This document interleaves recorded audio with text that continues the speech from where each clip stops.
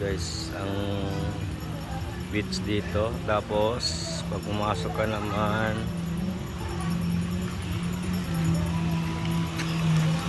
ito yung pool. Ito ang pool.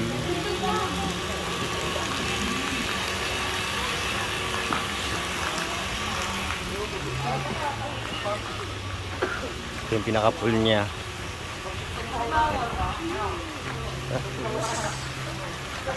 Dito naman pag kumakyat ka, ito naman yung kinuha naming room. So, sulit na sulit ka na dito, maganda pa. Tapos ito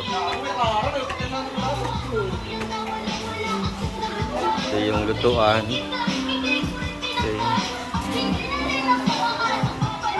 Lutuan namin, lutuan. Tapos ito pinakalugar.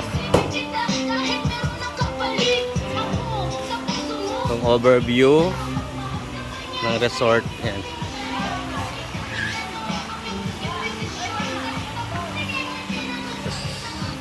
Ito naman yung pinaka-terrace. Pasok tayo sa room. Maluwag. May 4 na kwarto dito. Ayan. Pero kinuha namin number 3. Ito yung loob ng kwarto. Ito. Maluwag siya, pwede sa 15 packs. Pero may natutulog na eh. Ayan. Ito yung kabuuan ng kwarto.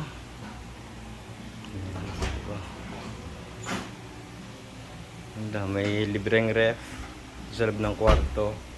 Yan, double deck. Pero maluwag siya, pwede siya pang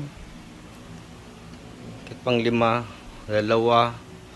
Kasi ito, master bedroom, 2, malalaki. Tapos punta man tayo dito sa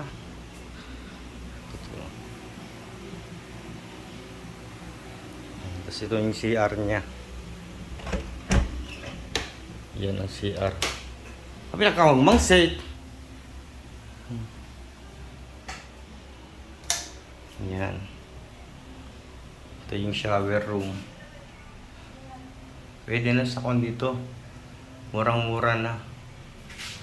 13,000. Yan. Malinis naman siya. Malinis. Yan.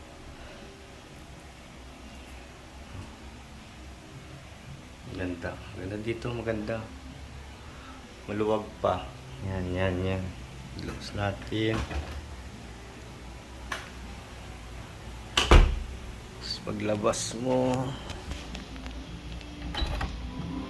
yan agad mo makikita mo terrace na maluwag. Ito yung room number 4. Maluwag din yan. Wala dito hanggang dyan din yan, sakop niyan. So, may kundi dito TV, may dining table. Tapos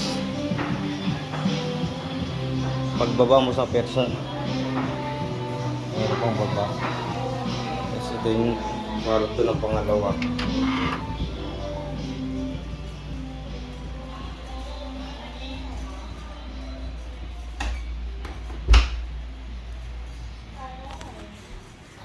Ito yung pangalawang kwarto din.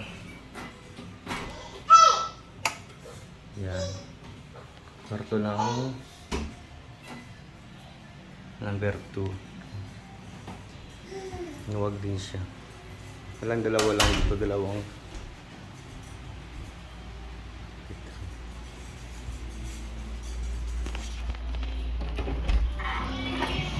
Lumabas.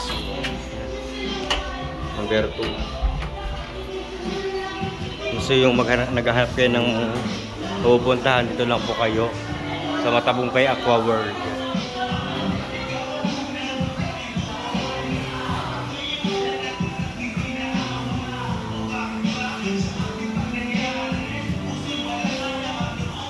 Yan na. Paglabas mo to na.